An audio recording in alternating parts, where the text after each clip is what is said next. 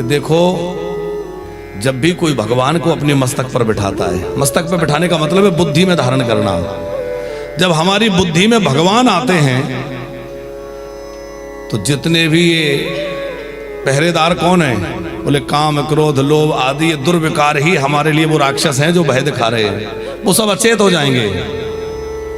जितने भी प्रकार के बंधन हैं माया के मोह के, वो सब निवृत्त हो जाएंगे। हथकड़ियां बेड़ियां खुलने का मतलब है सारे बंधन छूट जाएंगे, सारे बंधन खुल जाएंगे, सब अचेत हो जाएंगे और व्यक्ति मुक्त, जीव मुक्त हो जाएगा। लेकिन वही वसुदेव जी जब माया को लेकर आए, कन्या को लेकर आए, तो कन्या तो माया है, और माया जब आई तो फिर बंधन बंध गए, फिर दरवाजे बंद हो गए। इसका मतलब है कि जब भी व्यक्ति अपने मस्तक में माया को धारण करता है तो वो बंधन में पड़ जाता है, और जब अपनी बुद्धि में अपने मस्तक पे भगवान को धारण करता है तो सारे बंधनों से मुक्त हो जाता है। अब हम लोग नंद महोत्सव का कुछ आनंद लेते हुए आगे बढ़े। श्री सुखदेव जी नंद महोत्सव का वर्णन करते हुए कह रहे हैं, अच्छा जो लोग टिक के बैठते हैं उनको ज्यादा नींद आती है, तो जो मैया टिक के बैठती हैं थोड़ा सा मेरुदंड सीधा करके बैठेंगे ना तो नींद कम आएगी। अरे देखो, ये तो हम भी समझते हैं, भोग हमारे यहाँ भी पहुंचता है कि प्रसाद चकाचक वाला होता है, तो स्वाभाविक है, पर थोड़ा सा यदि सीधा होकर बैठे, देखो हम यहाँ कोशिश कर, हमारे पीछे भी तकिए लगे हैं और हम ऐसे नहीं बैठते, कोशिश करते इसलिए हम माइक को दूर रखते ताकि हम सीधे बने रहे, तो स्फूर्ति बनी रहे।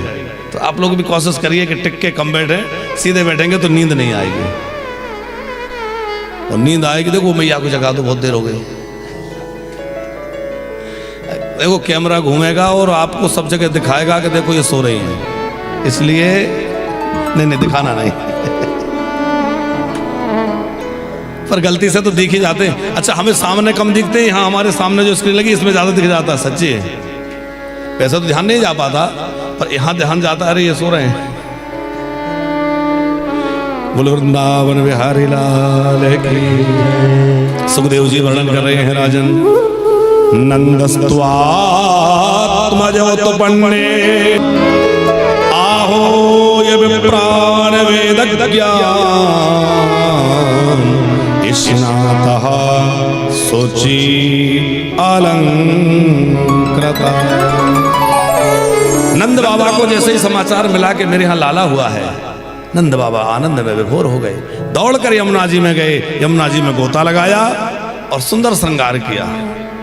स्नातः सुचिर अलंकृता, अलंकार धारण किए। हमारे वृंदावन में तो संत कहते हैं कि ग्वाल वालों ने बाबा को घेर लिया और कहा बाबा लाला के दर्शन करना है। बाबा बोले अभी तो हमने ही नहीं किए। ग्वाले बोले बाबा ऐसे ही थोड़ी दर्शन मिलेगा, पहले हमारे साथ आओ।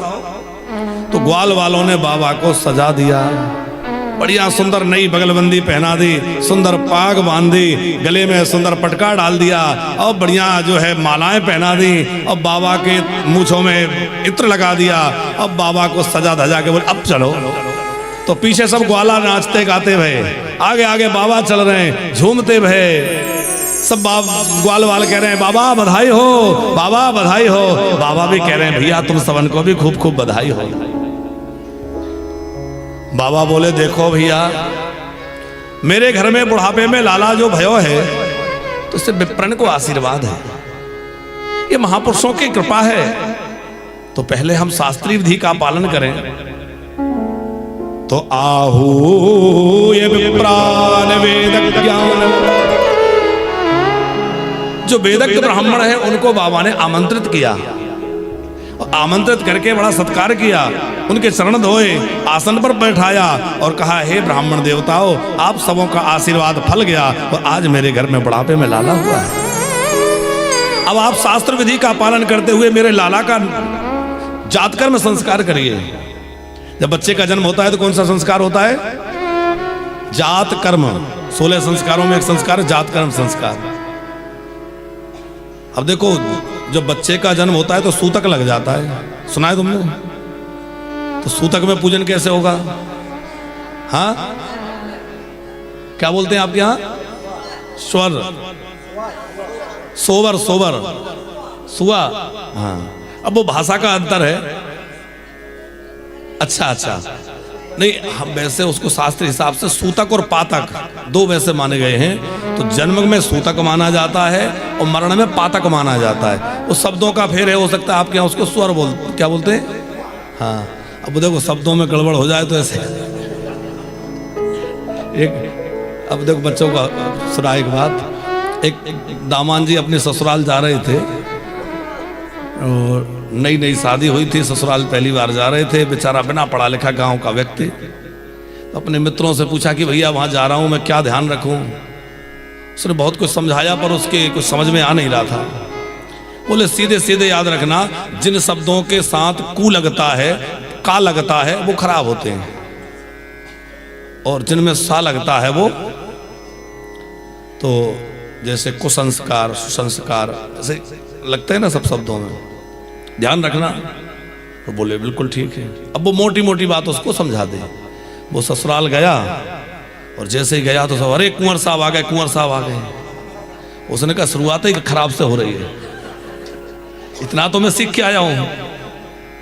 एक दो लोगों का तो उसने सहन कर लिया, पर जो आए वही कुंवर साहब पधारे, कुंवर साहब कब पधारे, कैसे है। इतना नाराज हो गया कि वापस चला गया। अब लोगों ने कहा इससे पूछो तो सही कि आखिर किस बात का बुरा मान गए, हमने तो कुछ ऐसा कहा ही नहीं। कुछ लोग पीछे पीछे गए, समझाया। नदी किनारे बैठा था, भाई क्या हुआ। बोले अच्छा ये बताओ, क्या मैं भलाई बिना पढ़ा लिखा हूँ, क्या मैं इतना भी नहीं जानता कि जिन शब्दों के आगे कू लगता है वो खराब होते हैं। जब से आया हूँ ऐसे ही कहते जा रहे हो। उन्होंने कहा नहीं अब ऐसा नहीं कहेंगे। तो बोले अब हम सुअर साहब कहेंगे। खुश हो गया, बोला अब ठीक है, देखो कोई बात बनी ना। तो अधूरा ज्ञान भी गड़बड़ करता है, इसलिए हम तो भैया वो नहीं बोल रहे, आप क्या बोल रहे थे वो आप समझ। अधूरा ज्ञान हम बोले कुछ गड़बड़ हो जाए। तो उस समय देवताओं का पूजन नहीं होता,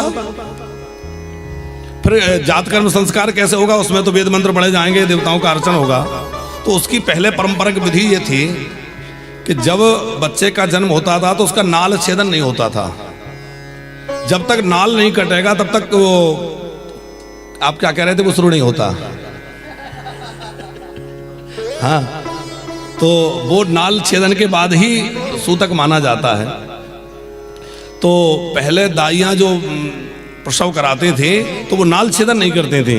जब जात कर्म संस्कार आदि सब संपन्न हो जाए और वो जन्म के समय का जो दान आदि दिया जाता है वो दान आदि हो जाए, उसके बाद नाल छेदन होता था। ऐसी शास्त्रीय परंपरा थी। तो अब आजकल तो हॉस्पिटलों में होता है तो वो सब व्यवस्था अलग हो गई। सुखदेव जी महाराज कह रहे हैं कि वेदज्ञ ब्राह्मणों को बुला करके नंद बाबा ने विधि पूर्वक जात कर्म संस्कार करवाया। उसमें पहले पितरों का पूजन हुआ, फिर देवताओं का पूजन हुआ। पूजयामास विधिवत् पितृदेवार्चनम तथा, पितरों का अर्चन हुआ, देवताओं का पूजन हुआ। और हम आपसे भी एक बात निवेदन करें, घर में कोई भी मांगलिक अवसर हो, पितरों का पूजन अवश्य करिए।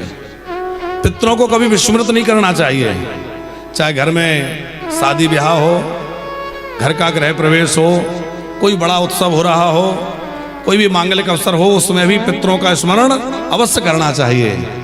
क्योंकि जब परिवार में कुछ होता है तो पितृ प्रसन्नता मनाते हैं। हमारे वंश में ऐसा हो रहा है।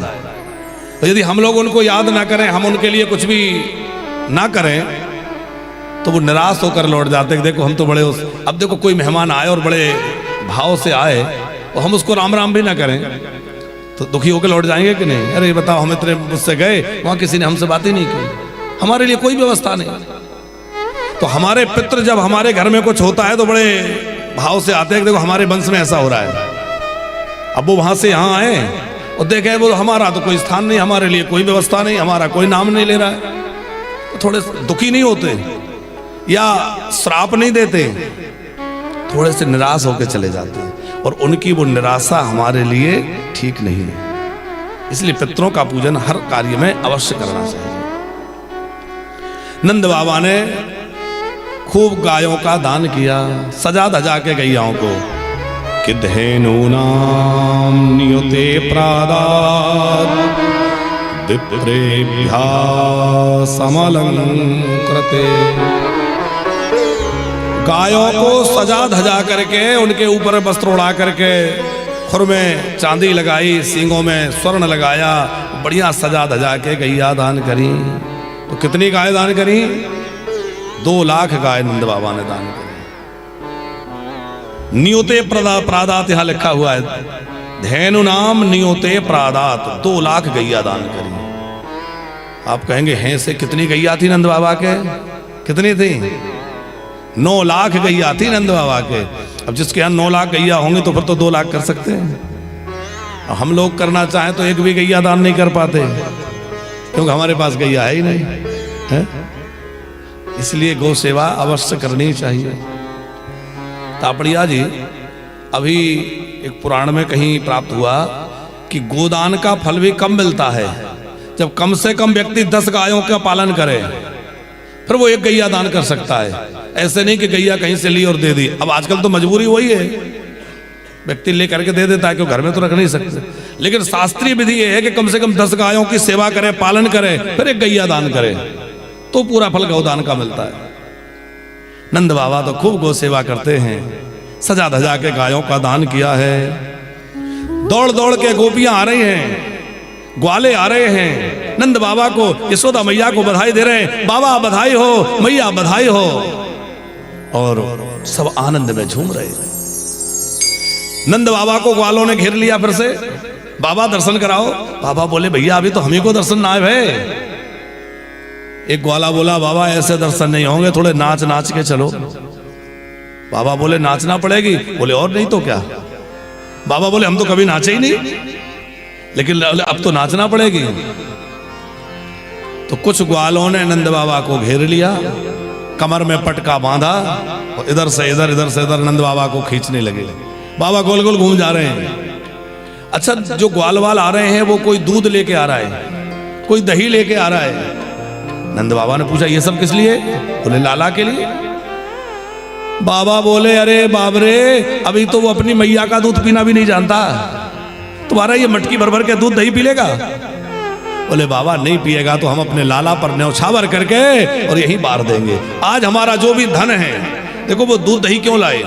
क्योंकि उनका वही धन है, वो अपना सर्वस्व कन्हैया के लिए अर्पित कर रहे हैं। जिसके पास जो है वो सब ला ला करके डाल रहे हैं। तो दूध दही आंगन में भर गया है, और उसी आंगन में नंद बाबा नृत्य कर रहे हैं, ग्वाल नाच रहे हैं, गोपियां नाच रही, माखन के गोले चलाए जा रहे हैं, सब दूध दही की कीच मची हुई है, जय जयकार हो रही है, बधाइयां बज रही हैं, गीत गाए जा रहे हैं, और सब नाच रहे हैं। और आप भी नाचिए कि बाजे बाजे रे बधाई मैया तोरे आंगना हो, बाजे बाजे रे बधाई मैया तोरे अंगना, बाजे बाजे रे बधाई मैया तोरे आंगना, बाजे बधाई मैया तोरे अंगना, तोरे आंगना यशोदा तोरे आंगना, तोरे अंगना यशोदा तोरे अंगना, हो तोरे आंगना यशोदा तोरे आंगना, तोरे अंगना यशोदा तोरे अंगना। जय हो जय हो, बाजे बाजे रे बधाई मैया तोरे आंगना, बाजे बाजे बधाई मैया तोरे अंगना।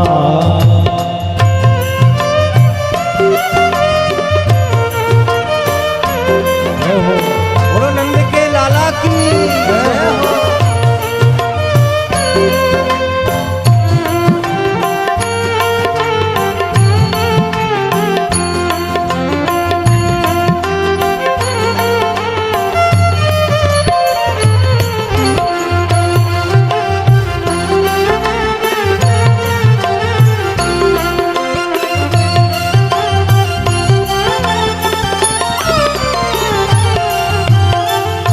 बड़ो अनोखो लाला जायो, बड़ो अनोखो लाला जायो, श्याम रंग सबके मन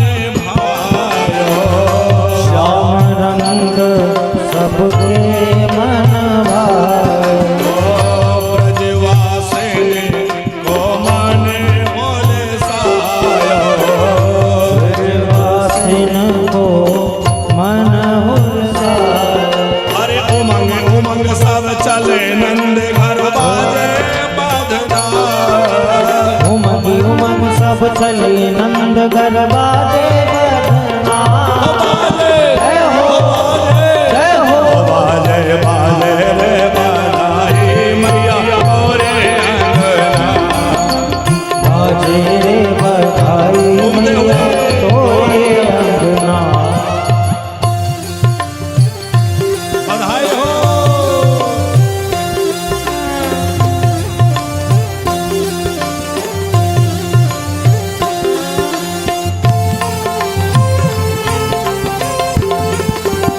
जय हो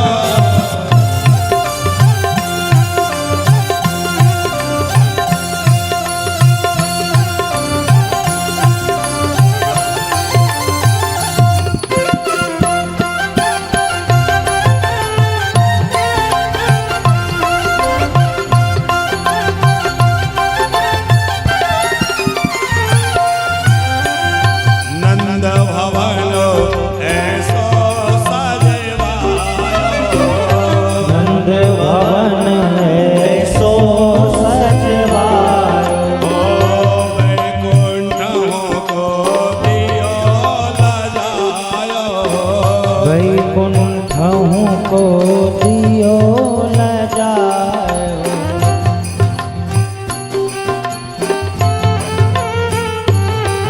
हर टोल टोल सब गोपी धाये गावे गावना टोल टोल गोपी उठदाई गावे मंगना बाजे जय हो जय हो बाजे बाजे रे बधाई मैया तोरे अंगना बाजे बाजे रे बधाई मैया तोरे अंगना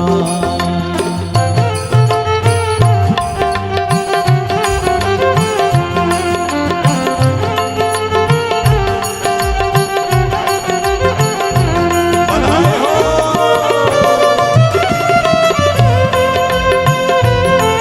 नंद के लाला की जय हो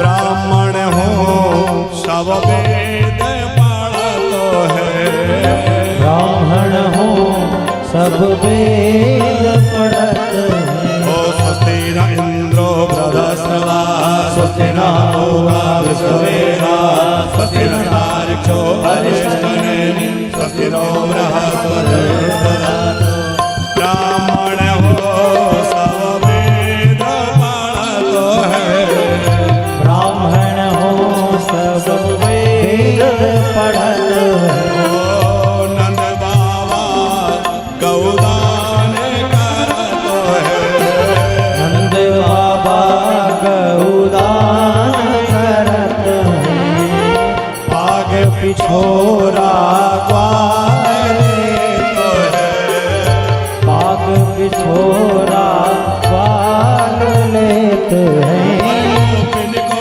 दियो लहंगा परिया रतन जड़त कंगना जय हो गोपिन को दियो लहंगा फरिया रतन जरित कंगना जय हो जय हो बाजे बाजे रे बधाई मैया तोरे अंगना बाजे रे बधाई मैया तो तोरे अंगना ओ तोरे अंगना यशोदा तोरे अंगना ओ तोरे अंगना यशोदा तोरे अंगना तोरे अंगना हो मैया तोरे अंगना तोरे अंगना यशोदा तोरे अंगना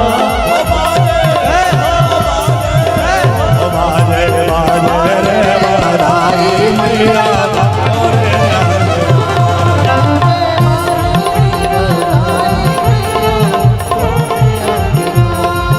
हो नंद के आनंद भयो जय कन्हैया लाल की नंद के आनंद भयो हो जय कन्हैया लाल की हाथी दीने घोड़ा दीने और दिनी पाल की हाथी दीने घोड़ा दीने और दिनी पाल की नंद के आनंद भयो जय कन्हैया लाल की नंद के आनंद भयो हो जय कन्हैया लाल की नंद के आनंद हो भयो जय कन्हैया लाल की जय कन्हैया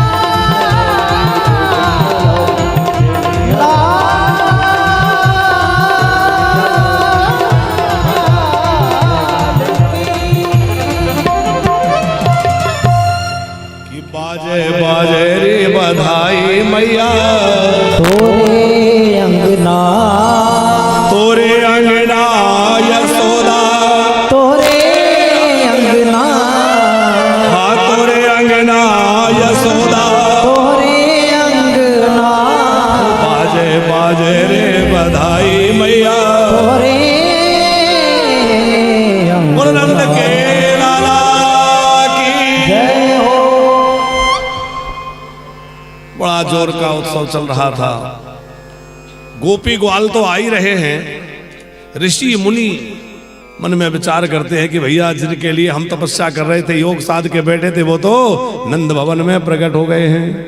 तो बड़े बड़े ऋषि मुनि अमलात्मा विमलात्मा महात्मा भी चले आ रहे हैं, देवता भी भेष बदल बदल के आ रहे हैं। अच्छा आप एक बात विचार करें तापड़िया जी कि गाते हम लोग अभी गा रहे थे, हाथी दीने घोड़ा दीने और दीनी, तो हाथी दान करने वाला तो कर दे, हमारे तापड़िया जी जैसा कोई उदार हो तो वो ले लो हाथी भी दिया, तो हमें पकड़ा दे तो हम बताओ हाथी का करेंगे क्या, वो खिलाएंगे कहाँ से है? लो महाराज जी हाथी दिया आपको, तो महाराज जी कहेंगे भैया वानप्रस्थ में हम मैयाओं की सेवा करें कि हाथी को खिलाएं है?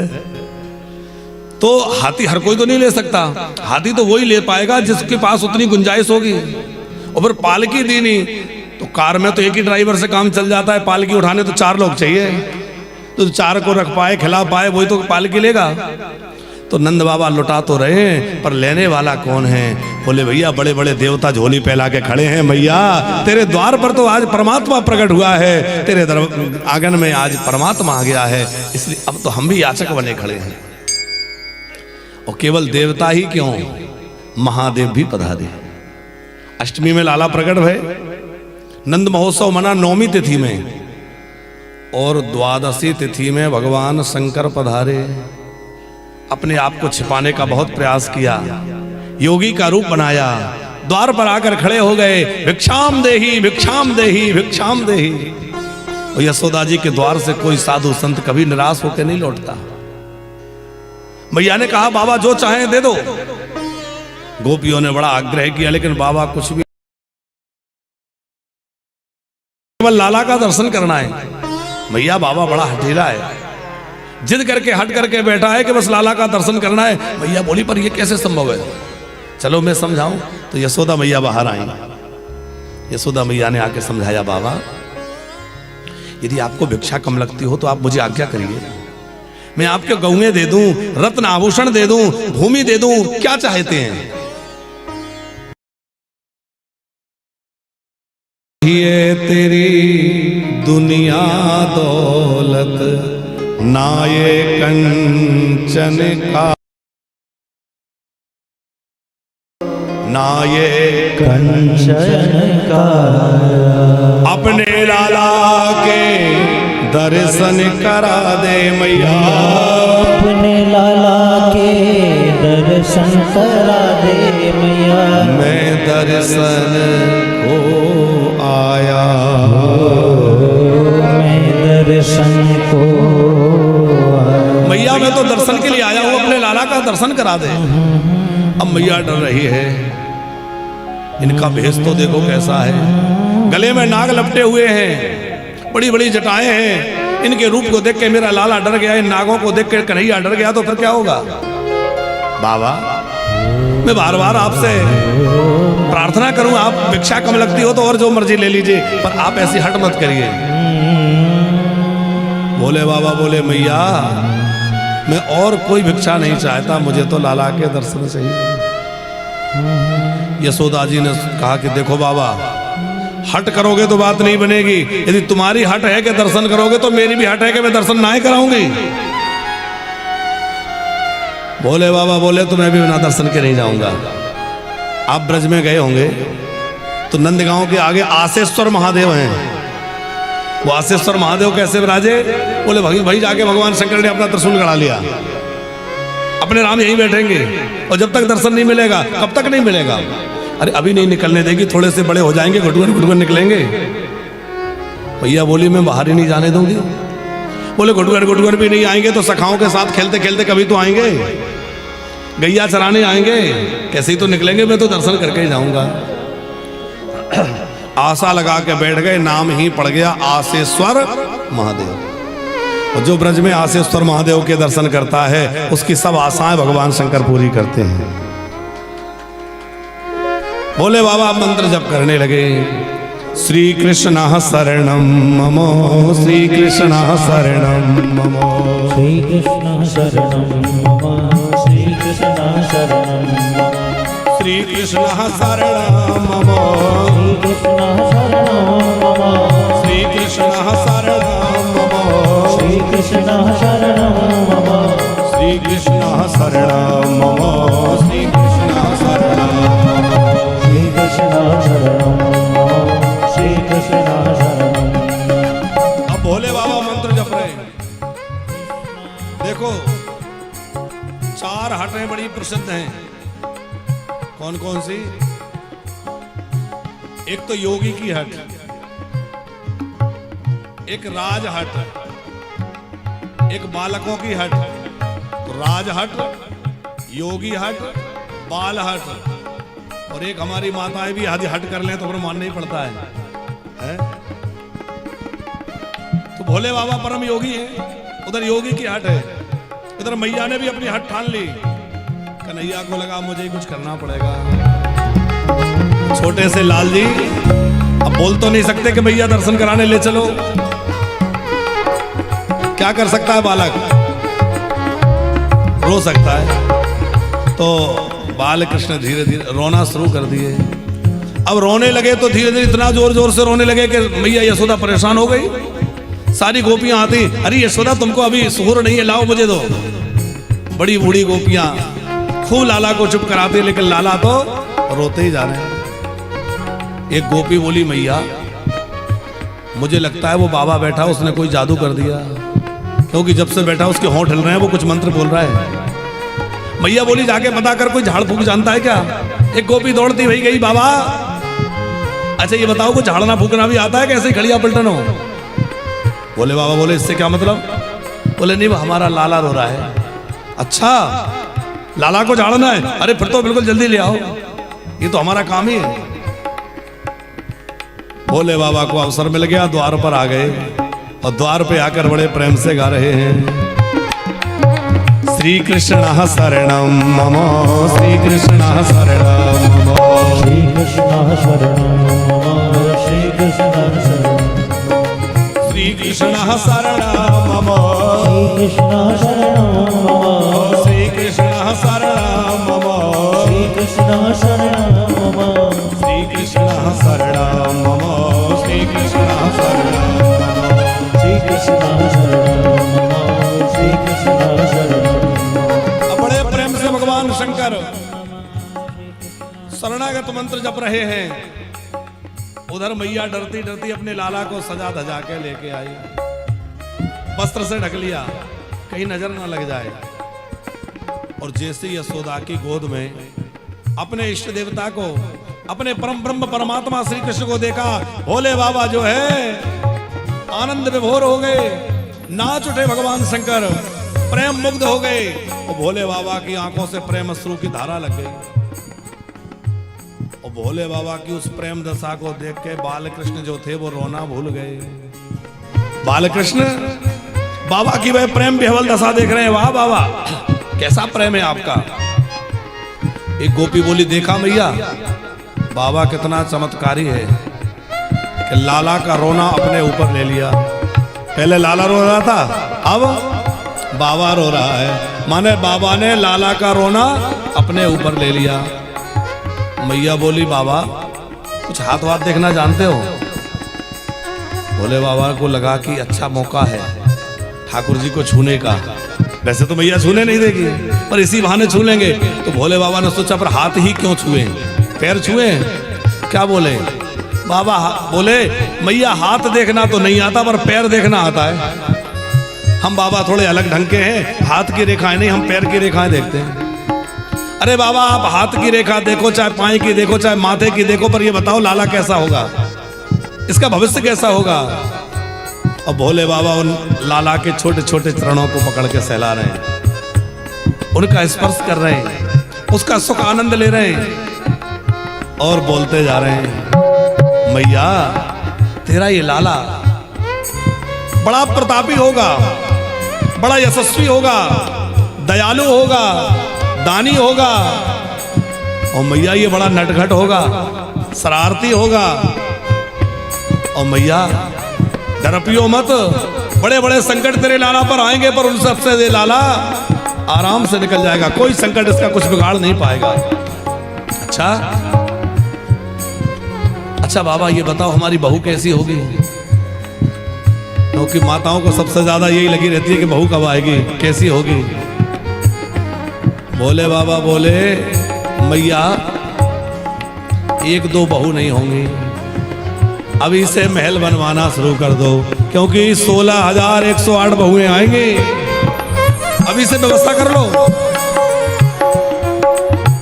मैया आनंदित हो रही है, ये तो बाबा है, कुछ भी कहते हैं, बाबा जोगी है, इनका क्या। और भोले बाबा तो डमरू बजाते भय, झूमते भय, श्रृंगी निनाद करते भय।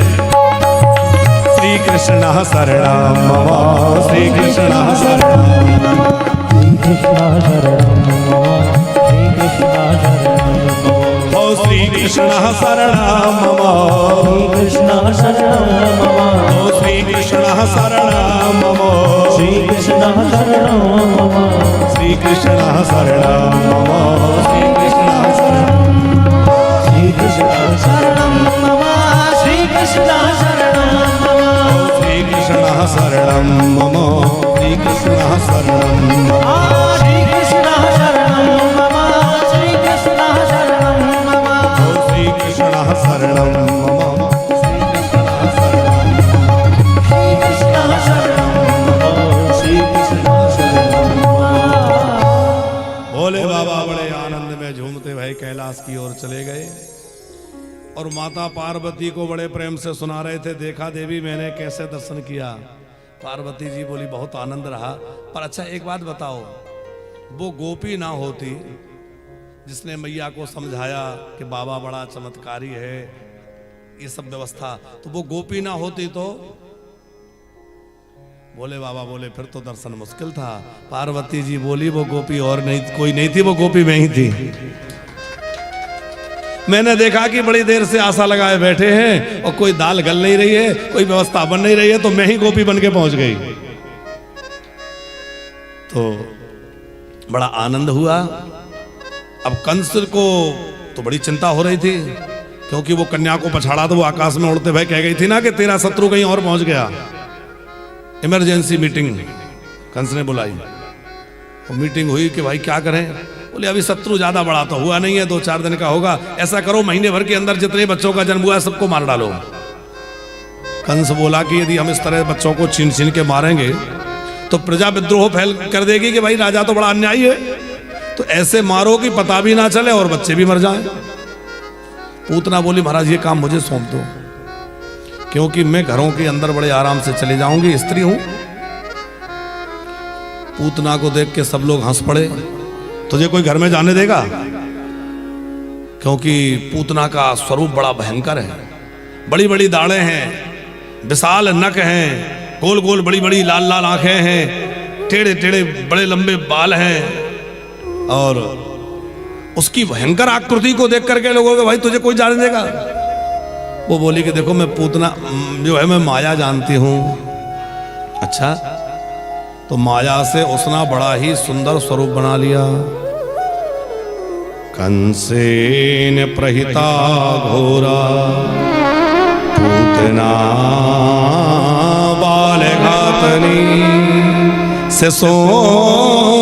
चकार निघनती पुरग्राम ब्रजादिषु। सज धज करके पूतना एकदम बढ़िया सुंदर स्वरूप बना लिया। हाँ अब बढ़िया, अब जाओ। और पूतना जब चली तो सुखदेव जी कह रहे हैं ऐसी लग रही है मानो साक्षात भगवती लक्ष्मी हो।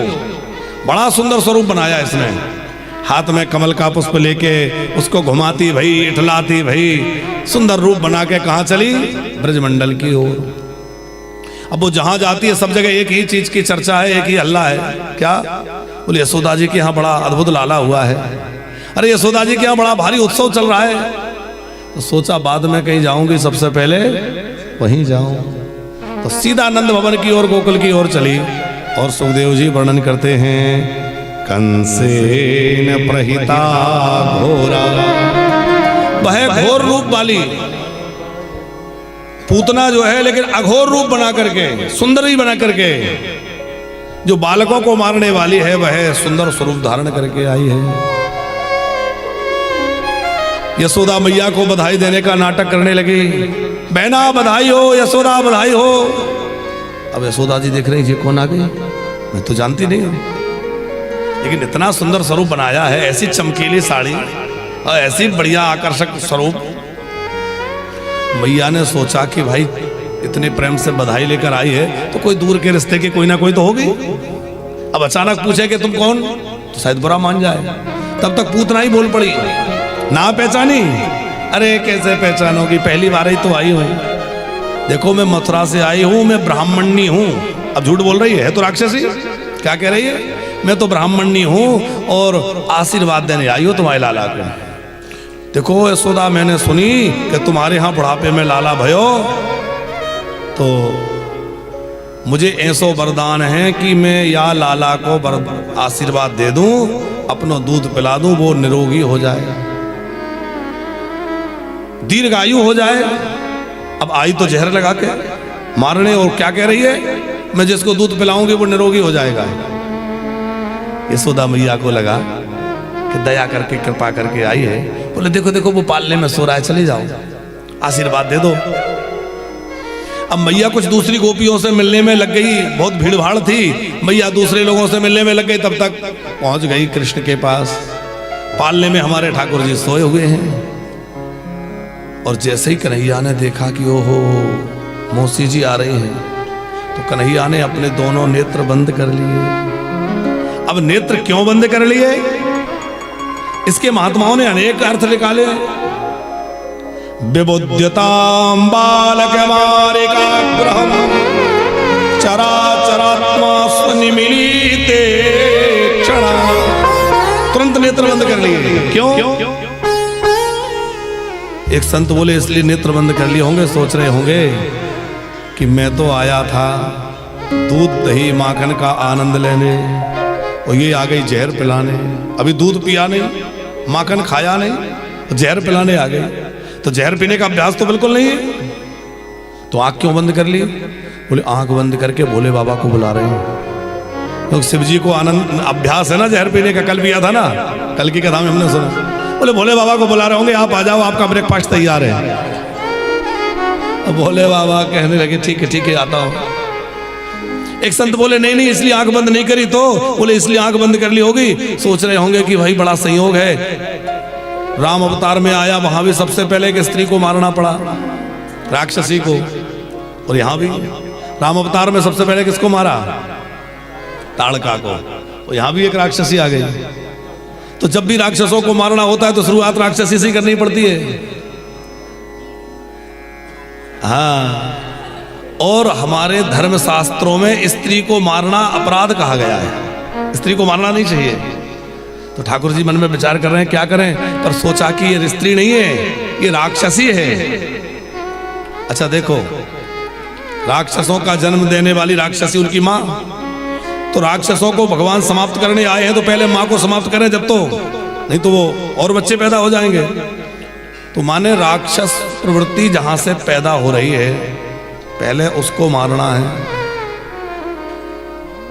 राक्षस माने आतंकी, ये भी तो राक्षसी है। और आतंकियों को जो जन्म देता है उसको भी सुधारना जरूरी है, जब तो आतंक समाप्त होगा है? जो आतंकियों को जन्म दे रहा है, पाल रहा है, पोस रहा है, उसको भी तो समझाना पड़ेगा। हमें लगता है बहुत कुछ तो समझ गया होगा, नहीं समझा होगा तो फिर अभी तो सिर्फ सिंदूर हुआ है, अभी तो बहुत सारी रस्में बाकी हैं। तो भगवान ने आंख बंद कर ली। एक संत बोले शायद इसलिए आंख बंद कर ली होगी, सोच रहे होंगे कि इसको कौन सी गति दूं, क्योंकि भले ही राक्षसी है पर काम तो वो कर रही है जो एक माँ करती है, दूध पिलाने का। तो मैं तो इसको माँ की गति दूंगा, पर यदि इसको माता जैसी गति दे दी तो यशोदा को क्या दूंगा। तो मानो इसी सोच विचार में नेत्र बंद कर लिए होंगे। एक संत बोले शायद ये सोच रहे होंगे कि इस जन्म में तो इसने कोई बढ़िया काम किया नहीं, पर इसने कौन से जन्म में ऐसा सत्कर्म किया है जो आज मेरे पास आ गई। तो आंख बंद करके इसके पिछले जन्मों को देख रहे होंगे। ये पिछले जन्म में कौन थी? ये थी राजा बलि की पुत्री रत्नमाला। कल हम राजा बलि का प्रसंग सुन रहे थे, भगवान वामन आए। तो वामन भगवान जब छोटे से बन के आए तो राजा बलि की बेटी के मन में विचार आया, कितना प्यारा बालक है, मेरा होता गोदी में लेके दूध पिलाते, खूब लाड़ लड़ाते। लेकिन जैसे ही भगवान छोटे से बड़े हो गए, विराट रूप धारण कर लिया, राजा बलि को बंदी बना लिया, तो मन में विचार आया कि देखो ये बच्चा कैसी बातें बना रहा था, मेरे पिताजी को बांध लिया, मेरा बस चलता तो मैं इसको जहर दे के मार डालती। अब दो तरह के विचार हो गए। तो भगवान ने दोनों इच्छाएं पूरी करी। तो वो माता जैसे दूध भी पिलाने आई और जहर लगा के जहर भी पिलाने आई। तो भगवान उसके उस पूरे पिछले जन्म की बातों को याद कर रहे हैं आंख बंद करके। एक संत बोले शायद इसलिए नेत्र बंद कर लिए होंगे कि भगवान है मायापति और ये है मायावती। अच्छा, मायापति के सामने मायावती टिकेगी, माया टिकेगी? जैसे सूर्य के सामने अंधेरा नहीं टिक सकता, वैसे ही भगवान के सामने किसी की माया नहीं। तो भगवान ने सोचा मेरी दृष्टि पड़ेगी, सब माया हट जाएगी, इसलिए मैं अपनी आंखें बंद कर लेता हूं। इसलिए कन्हैया ने नेत्र बंद कर लिए। एक संत बोले इसलिए नेत्र बंद किए होंगे कि आंखों से आंखें मिलने से प्रेम बढ़ता है, और इससे प्रेम बढ़ेगा तो इसको मारूंगा कैसे। एक संत बोले इसलिए नेत्र बंद किए होंगे कि दृष्टि वहां डालना चाहिए जो दृष्टि का पात्र हो, और पूतना भगवान की दृष्टि का पात्र नहीं है। राम अवतार में भी तो एक सुंदरी आई थी सज धज के। कौन आई थी? शूर्पणखा बड़ी सज धज के आई थी, और थी तो विद्युत जीवा की पत्नी। लेकिन क्या कह रही थी? अभी तक मैं कुंवारी हूं। ताते आव लगी रहे कुमारे, ताते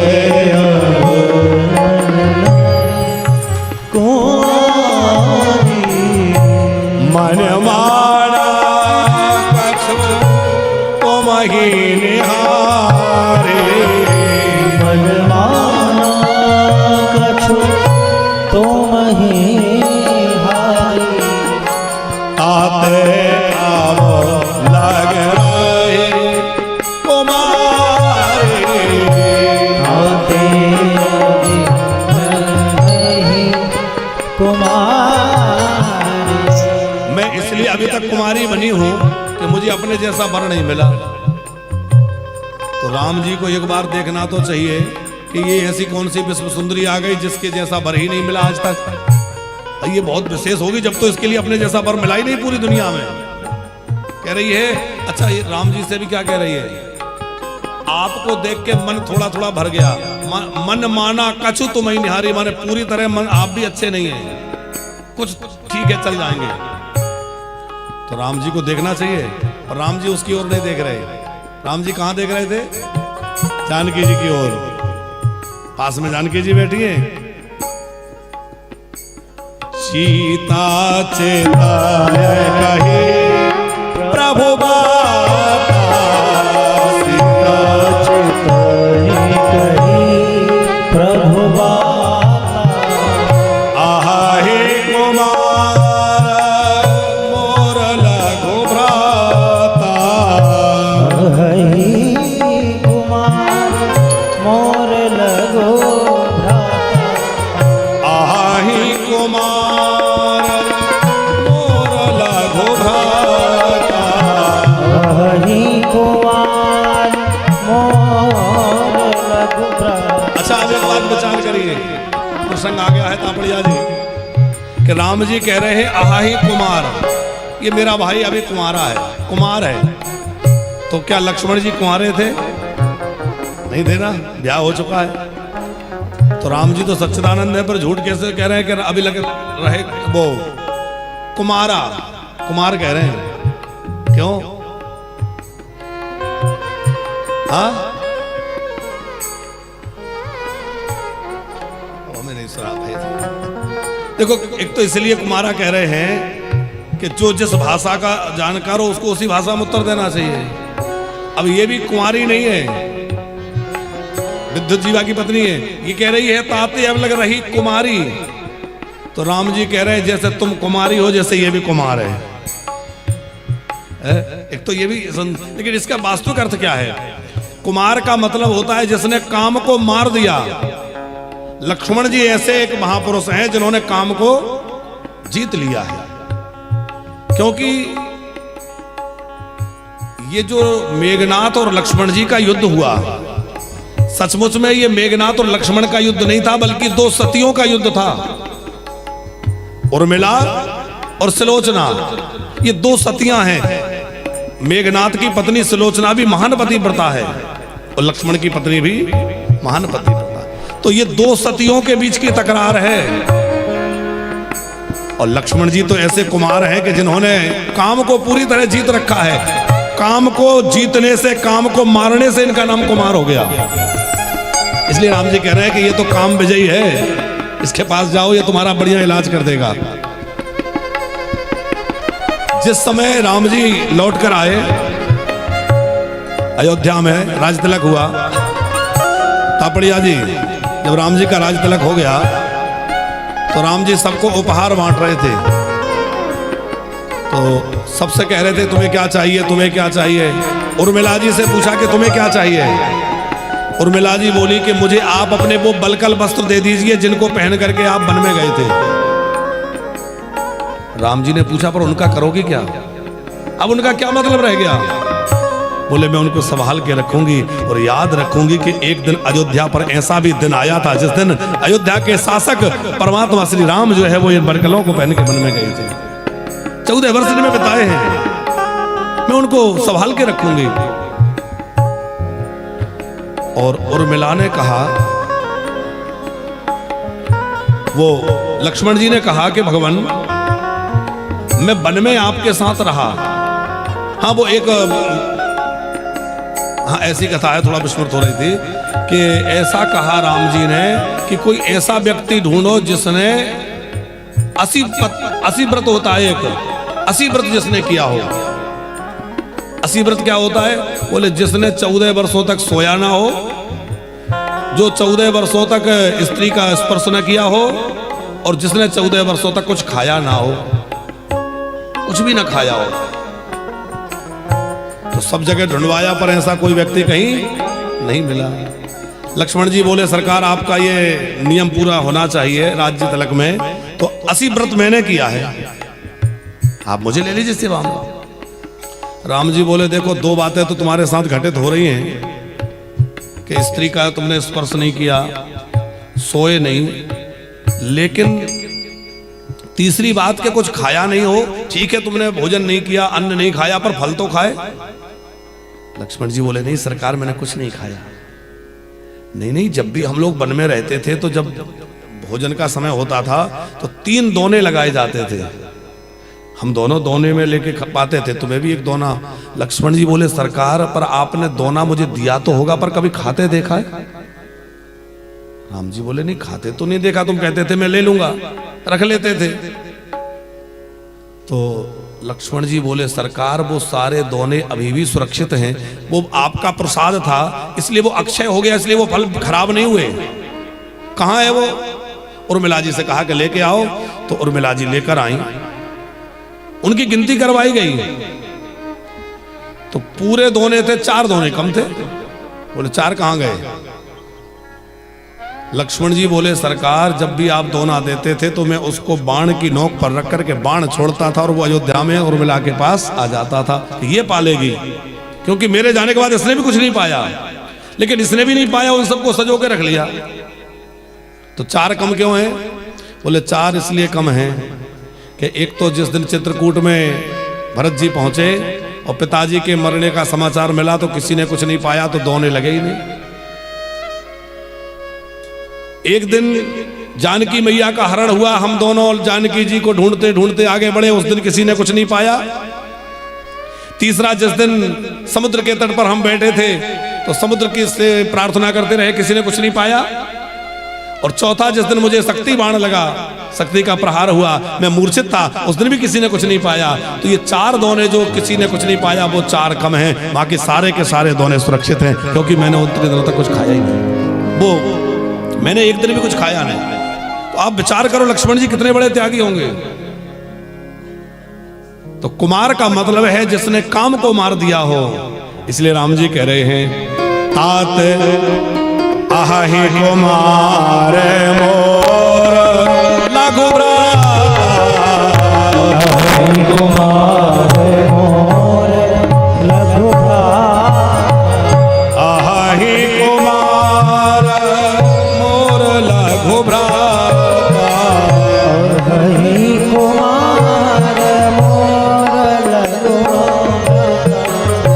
आहि कुमार मोर लघु हरि कुमार मोर लघु आहि कुमार मोर लघु हरि कुमार हरि कुमार हरि तो पूतना को देखकर राम जी ने नेत्र बंद क्यों कर लिए?